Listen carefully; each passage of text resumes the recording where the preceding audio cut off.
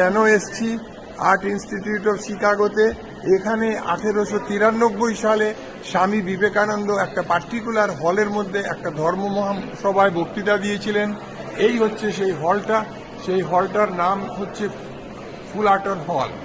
এবং এই ফুলারটন হলের মধ্যে এইখানে ঢুকবার মুখে এখানে অ্যান্টি রুমের মধ্যে দেখুন স্বামী বিবেকানন্দর এই প্রথম সেন্টেন্সটা এবং তার ছবিটা রয়েছে। এবং তারপরে এইবার আমি ঢুকছি ফুলারটন হলে।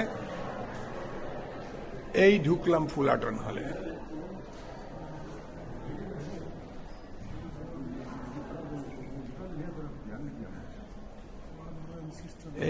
এই হচ্ছে ফুলারটন হল। এখানে উনি বক্তৃতাটা দিয়েছিলেন স্বামী বিবেকানন্দ।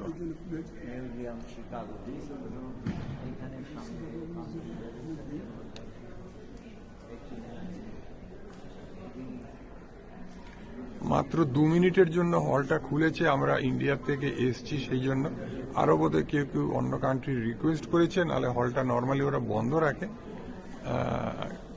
যাই হোক, আজকে আমাদের জন্য এই 2টোর সময় খুললো 2 মিনিটসের জন্য। দেখিয়ে দিচ্ছি এই হলে 1893 সালে স্বামীজি এসে ধর্ম মহাসভায় বক্তৃতা দিয়েছিলেন।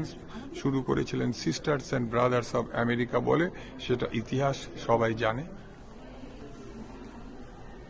এবার আমি আরেকটা ইন্টারেস্টিং জিনিস, আমি এবার হল থেকে বেরিয়ে গেলাম। এই হলটাতে বক্তৃতা দিয়েছিলেন, বেরিয়ে গেলাম। আরেকবার দেখাচ্ছি, হলের ঠিক বাইরে ওরা স্বামী বিবেকানন্দের একটা ছবি এরকম ভাবে রেখে দিয়েছে দেওয়ালের মধ্যে সাটিয়ে। একদম বেরিয়ে গেলাম, অ্যান্টি রুম থেকেও বেরিয়ে চলে এলাম। এটা হচ্ছে আর্ট ইনস্টিটিউট অফ শিকাগো, 4 তলা বিল্ডিং। এই হচ্ছে ফুলারটন হল।